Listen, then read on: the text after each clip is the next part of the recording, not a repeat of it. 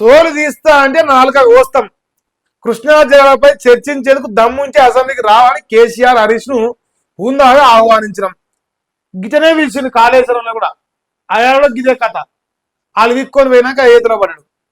కానీ సభ పెడితే కాంగ్రెస్ వాళ్ళ బట్టలు ఊడదీస్తాం, తోలు తీస్తామంటూ కేసీఆర్ అహంకారపూరితంగా మాట్లాడారు. ఒకవేళ కేసీఆర్ కనుక సభకు వచ్చి చర్చలో పాల్గొని ఉంటే వాస్తవాలు మాట్లాడితే ఎవరి బట్టలు ఎవరు ఊడదీస్తారు, ఎవరి తోలు ఎవరు తీస్తారు అనేది ప్రజలందరికీ తెలిసేది. ఇష్టం వచ్చినట్టు మాట్లాడితే నాలుక కోస్తాం. ఇష్టం వచ్చినట్టు మాట్లాడడం గురించి పెద్ద పత్తి చెప్పొద్దు. నిన్న కూడా బూతులే మాట్లాడినా. ఇప్పుడు ఇష్టం వచ్చినట్టు అన్నాడుగా, నాలుక కోస్తాడు కదా. నమస్తే తెలంగాణ పేపర్ ఓపెన్ చేస్తా, వాళ్ళు ఏం రాసిరో చూడరా. సభలోను అసెంబ్లీలోను రేవంత్ రోత భాష ఎమ్మటే రాసిరు కదనే. నువ్వు అసెంబ్లీ అని లేదా, పబ్లిక్ మీటింగ్ అని లేదా, సచ్చినోడికి ఆడికి పోయినా, బతికినోడికి ఆడికి పోయినా, పెళ్లికి పోయినా, సాగు పోయినా, ఏడికి పోయినా బూతులేనా? నియాస ఓటం చూసి మీ ఇంకా నాలుగు నేర్చుకుంటుంది. ఏం నష్టం అన్న మళ్ళీ నాలుక కొత్త అంటాను. నేను ఒక్కటే చెప్తున్నా ఏం మంచి ముచ్చనుకుంటారు. దేవుడి విధాన సీఎం కుర్చీలో ఉన్నంత వరకు తెలంగాణకు నష్టం జరుపుతా అంటే అయిపోవు, జరగనియ్యా అని అన్నాడు. అది వర్కౌట్ కాలే. ప్రజలు నమ్మరు కదా. దగ్గర ఇప్పుడు 92% మంది చెప్తారు నాయన రేవతి నువ్వు దొంగర నాయన అని. మనకేమైనా సంబంధం అనే అలా అది అన్న చరిత్ర. ఇంకా ఇక ఆయన ఆపినంట, చంద్రన్నతో మాట్లాడినంట. ఆయన ఇచ్చిన సలహా వల్లే బనకచెర్లకు పునాది పడ్డది. కేసీఆర్ వల్ల పునాది పడ్డదంట. అక్కడ కాళేశ్వరం, ఇక్కడ పాలమూరు ప్రాజెక్టు సోర్సులు మార్చి దోపిడీ చేసావు. ఇక కాళేశ్వరం అంచనాలు 38,500 కోట్ల నుంచి 1,00,000 కోట్లకు పెంచారు. షబ్బాష్. 1,00,000 కోట్ల తగ్గట్టు అక్కడ ప్రాజెక్టు కనిపిస్తుంది. 1,00,000 కోట్లు దొరికినావు. నువ్వు 1,00,000 కోట్లు అంటున్నావు. ఆడ ఇటుక కూడా వేయకపోతే 1,00,000 కోట్లు తినంటే ఒప్పుకున్నాం. నువ్వే మేడిగడ్డ కట్టి నువ్వు కూలిందని నువ్వే అంటుంది. అది 2 ఏళ్ళ అది కూలిపోతలేదు, అది ముందర వాడలేదా? పర్యవైతే అట్నేది వచ్చే. నువ్వు 1,00,000 కోట్లు తిన్నాడంటే రూపాయి వాడలేకపోతే ఆ ప్రాజెక్ట్ కనిపిస్తుంది. జనం నువ్వు లంగమాట మాట్లాడని తెలిపా. నేను ఒక మాట అడుగుతున్నా. 38,000 కోట్లు కాస్త 1,00,000 కోట్లు అయింది. సంతోషం, 1,00,000 కోట్లు అయింది. మరి 55 కిలోమీటర్లు అంటే 50 కిలోమీటర్లు మూసి ప్రక్షాళన చేస్తే నీ ప్రభుత్వం ఫస్ట్ ఇచ్చిన లెక్క ప్రకారం 50,000 కోట్లు అంచనా ఇచ్చారు. ఎంత? 50,000 కోట్లు ఇచ్చారు. కేసీఆర్ 38,500 కోట్లు ఇచ్చారు. దీనివల్ల 50 లక్షలు, 40 లక్షలు, 10 లక్షల ఎకరాల కన్నా నీళ్ళు వచ్చినాయి. నాకు తెలిసి 10 అన్న వేసుకోపో, లేదు 5 వేసుకో, లేదు ఎకరం అన్న వేసుకో. మరి నువ్వు దీనికి డబల్, 1,00,000కు డబల్ పెడదామని చూస్తున్నావు. 3 రెట్లు పెంచినవే నువ్వు. 1,50,000 కోట్లు చేస్తావు. 50,000 కోట్లేడా?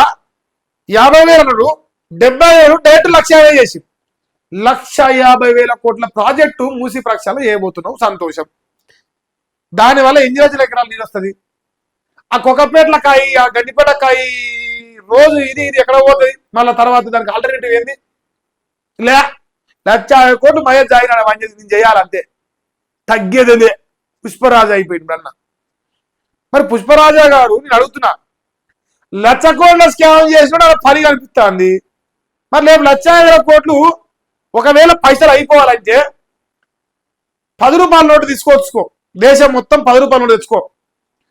1,50,000 కోట్లు మూసి ప్రాజెక్టు పొడవుగా ఆ కాలం నిండా పరుచుకుంటూ పోయినా ప్రజలు అయిపోవు.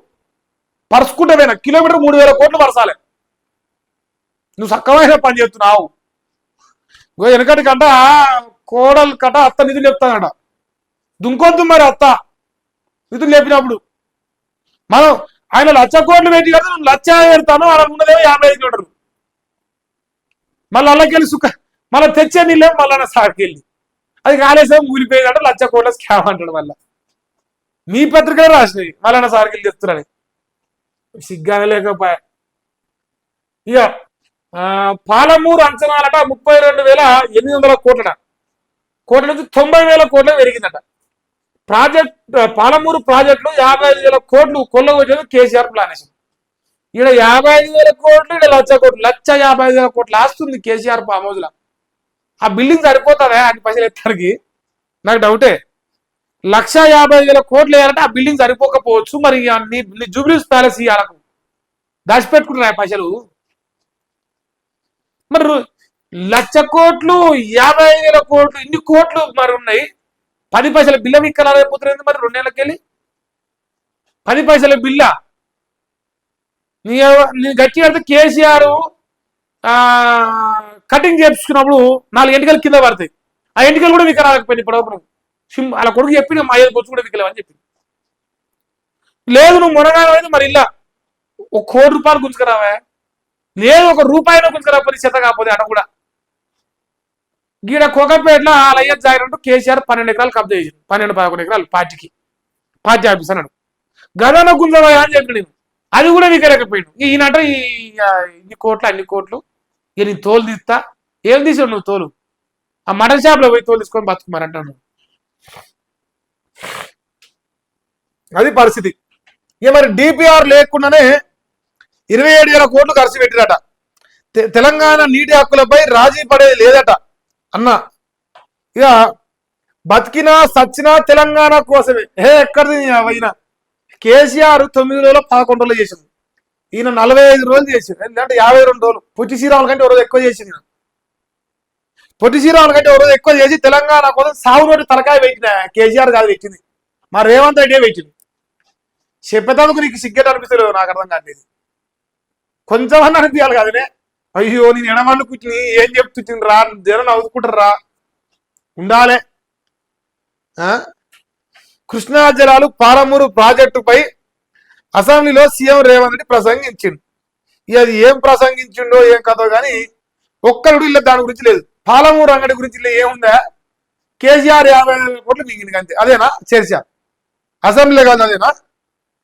ఇది మా నల్లమల్ల పులి ఈ స్క్రిప్ట్ మన రాధాకిషోర్ కూడా రాస్తాడు. అమ్మో పైసలు పేమెంట్ రావద్దే. ఇక చూసిరా, ఒక్కొక్కడు ఒక్కటే వార్త, ఒక్కటే న్యూస్, ఒకటే ఇన్సిడెంట్, ఒకటే కథ. అది ఒక దాంట్లో వచ్చిన రాత్రి ఇంకో దాంట్లో వస్తలేదు. ఇదేందో చిత్రము. ఆయన నమస్తే తెలంగాణ ఒక వార్త రాస్తాడు సేమ్ న్యూస్ పైన. ఈయన ఆంధ్రజ్యోతి ఒక టైప్ రాస్తాడు, ఈనాడు ఒక టైప్ రాస్తాడు, వెలుగు కూడా ఇంకో టైప్ రాస్తాడు. మీరు జర్నలిజం చేస్తురా ఏమైనా చేస్తున్నారు నాకు డౌట్ వస్తుంది. ఈ అమ్మ జనాలకి ఏది నిజమని అర్థం కావాలి. ఇక శ్రీశైలం నుంచి నీళ్లకు అనుమతి ఇవ్వకుంటే జూరాల నుంచి తెచ్చుకుంటాం. ఇదేదో నడిపిండు కథ. ఈయన ఫస్ట్ పని చేయమను, నువ్వు తెచ్చుకోండి ఏమవుతుంది అని తెలంగాణ జోదాన్ని మార్చామని తెలంగాణ ఏడ్చింది. ఇక నువ్వు అదొక్కటి తెత్తి నువ్వు తర్వాత అన్ని చేసినట్టే. నీ బెస్ట్ ఫ్రెండ్గా పోయి ఇచ్చినావుగా కాగితం, ఫ్లవర్ బొకే ఇచ్చి మమ్మల్ని ఎరిపో చేసినావు. సో మరి ఏదో తెలంగాణ జ్యోతి తెలంగాణ పేపర్ అన్న మార్చమను. అది వీగలేడు కానీ ఈయనట ఎత్తడట ఆయన రాసిండు. ఇది చూడాలి, ఇక మనం వినాలి అంతే. అన్న ఆస్థాన మీడియా మొత్తం ఈ వార్తని ఇలా హైలైట్ చేసింది. కూడా పాలమూరు రంగాటి పైన అనుకున్న స్థాయిలో ఈ చర్చ పెట్టదలుచుకోలే. ఇక మా బీజేపీ వాళ్ళకు దాని మీద నాలెడ్జ్ ఉన్నా, వాళ్ళు అడగలేరు, కడగలేరు, పొడవలేరు. వాళ్ళు చేయగలిగేది అంటే వాళ్ళు అనుకోగలుగుతారు. ఇక ఏమన్నా వాళ్ళ సొంత నియోజకవర్గాలకి ఏమైనా పని ఉంటే ఇక అడుగుతారు అంతే, అంత మించి ఏం లేదు.